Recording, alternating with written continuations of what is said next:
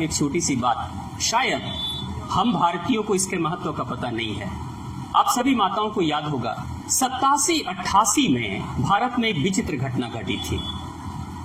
87-88 में महाभारत और रामायण नाम के 2 टीवी सीरियल्स आए थे, याद है ना?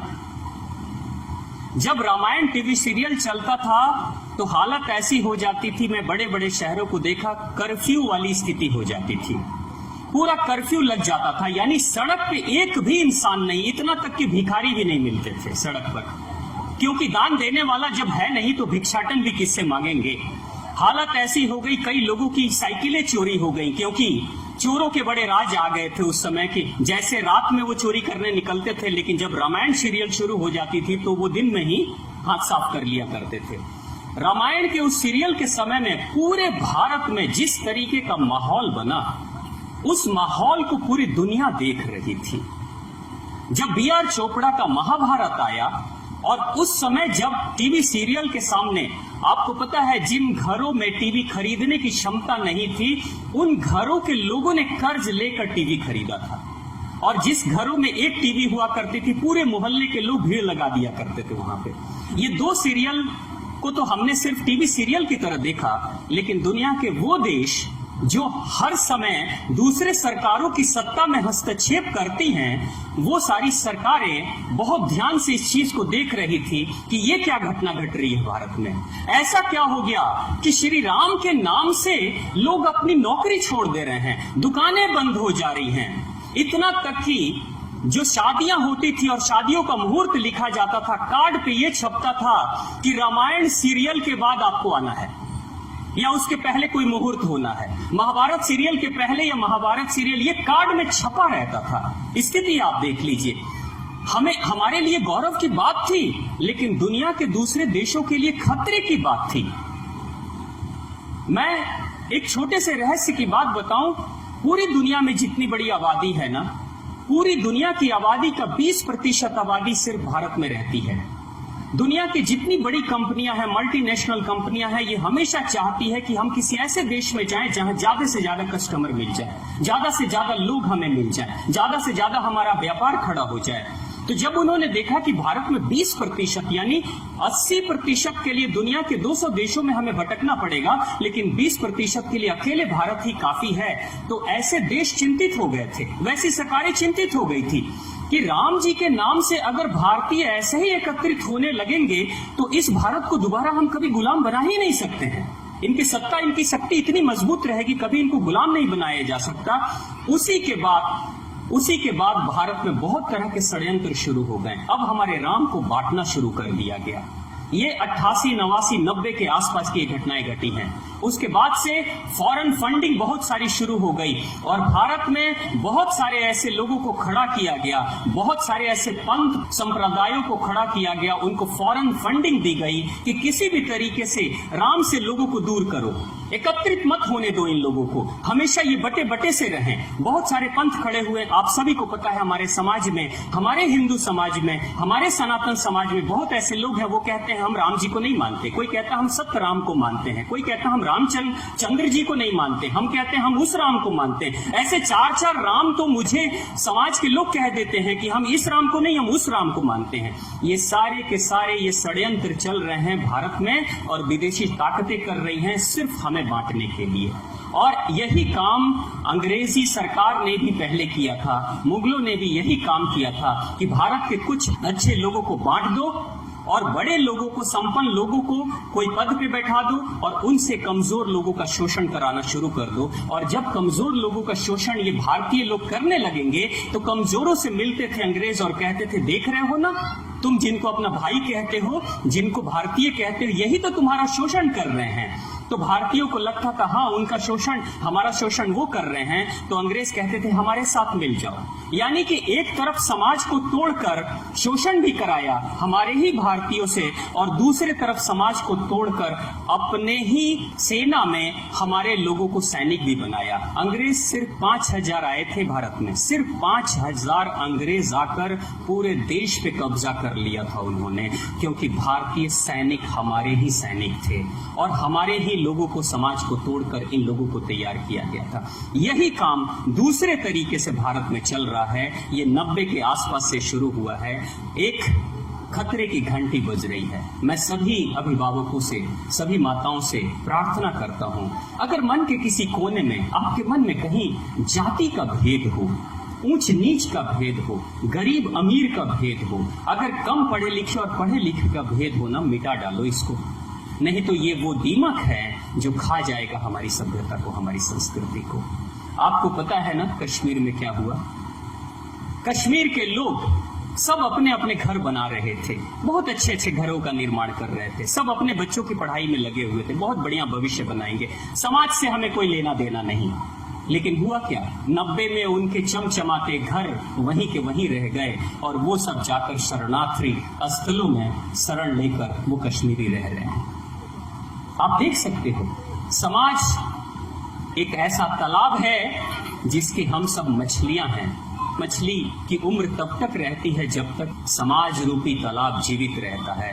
जिस दिन तालाब सूख जाएगा उस दिन कोई मछली जीवित नहीं रह सकती है।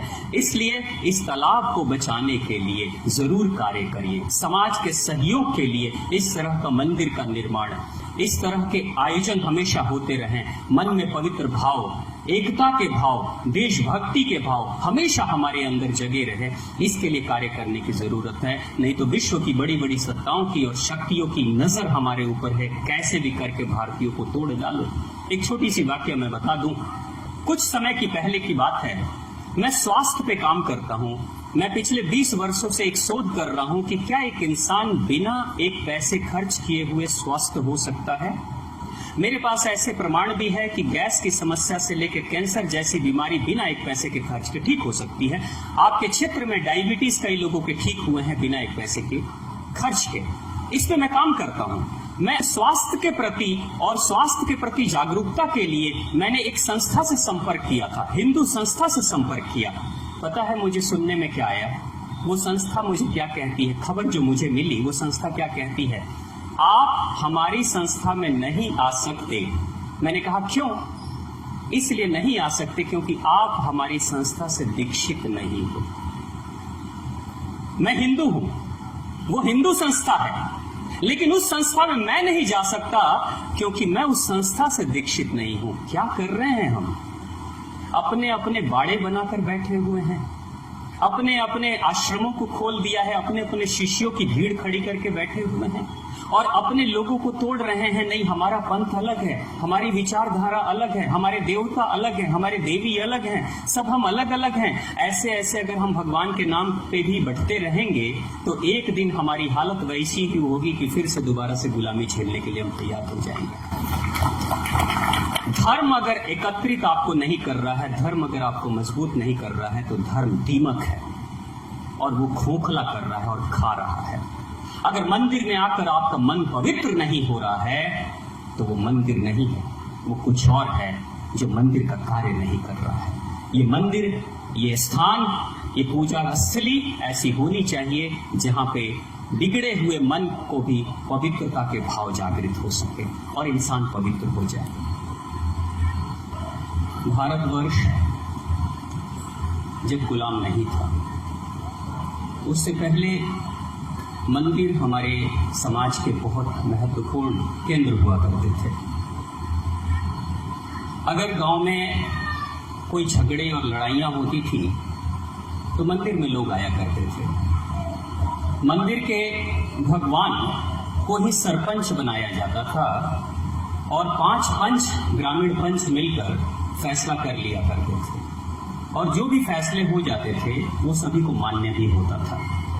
यानी कि मंदिर के ही भगवान और ग्रामीण मिलकर ही अदालत का भी कार्य कर लिया करते थे। प्रशासन व्यवस्था हमारी ऐसी थी कि मंदिरों से जुड़ा हमारा गुरुकुल हुआ करता था, जहां बच्चों की शिक्षा दिया जाता था। बच्चों को शिक्षित करने का कार्य भी मंदिर के सहयोग से होता था।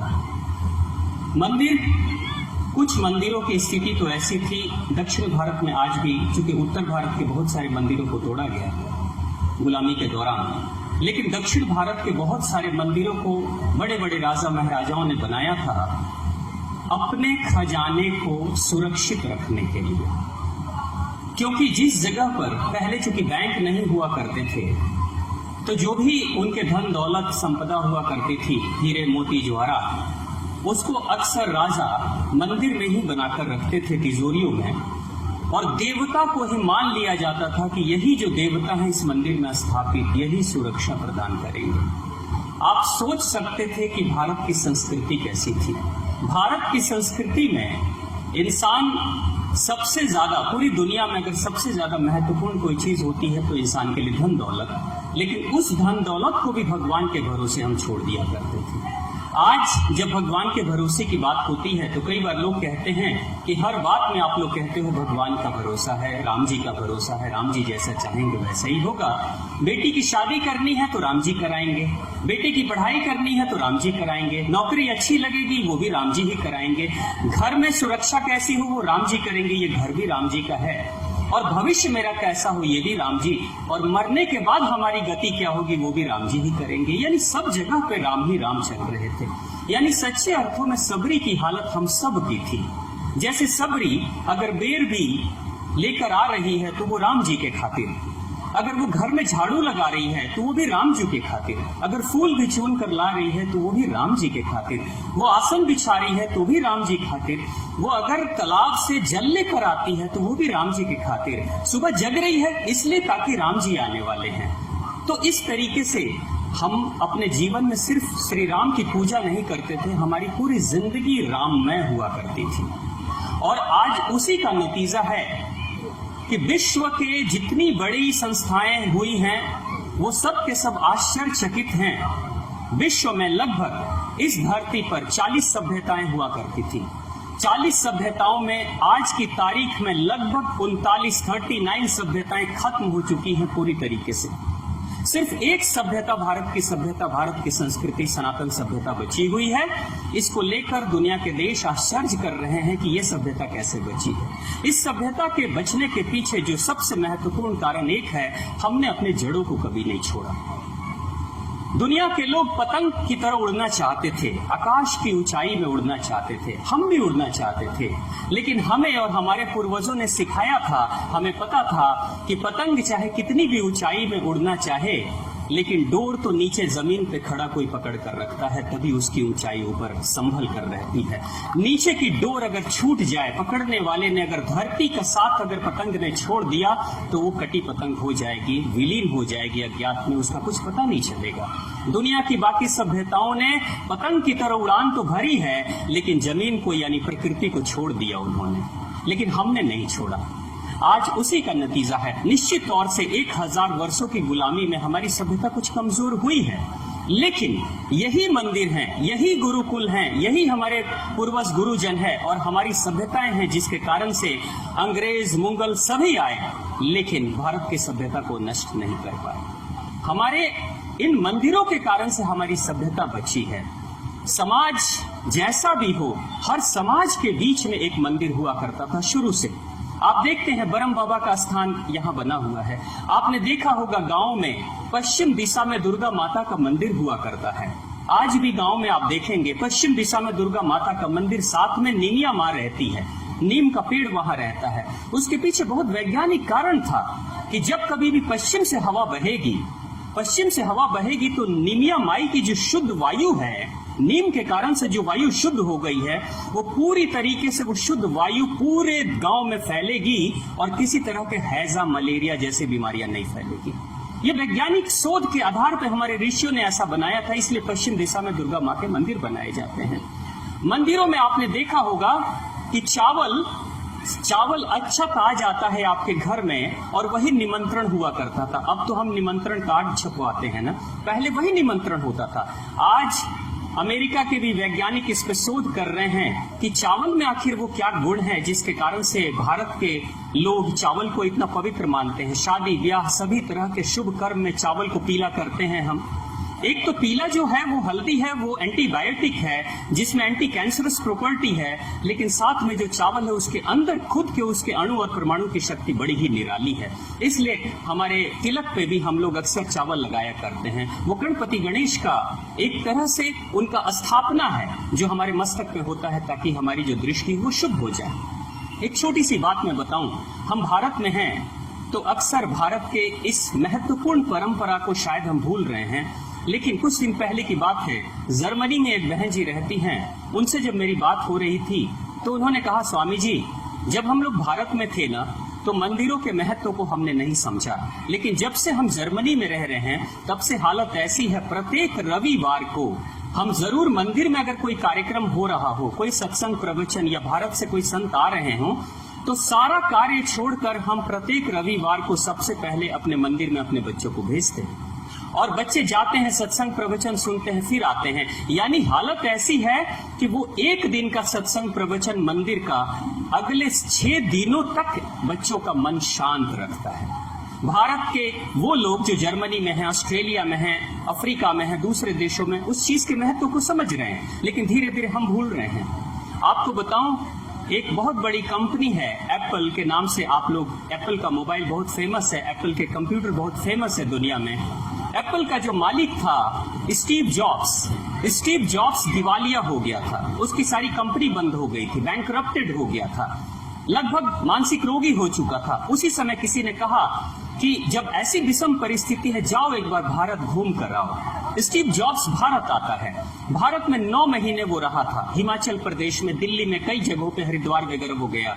जब यहाँ आया और मनीषियों को, ऋषियों को देखा था, संतों को देखा था, वो मुंडन कराते हैं, चोटी रखते हैं। स्टीव जॉब्स ने अपने सारे बाल कटवा दिए थे, चोटी रखता है वो, मंदिरों में, आश्रमों में जाता था और दान मांग कर खाया करता था। 9 महीने लगातार यहाँ ध्यान तपस्या करता है और 9 महीने के बाद जब वो जाता है तो एक ऐसी कंपनी का निर्माण करता है कि आज दुनिया में एप्पल सबसे बड़े ब्रांड का नाम है, जो एप्पल कंप्यूटर के नाम से जाना जाता है।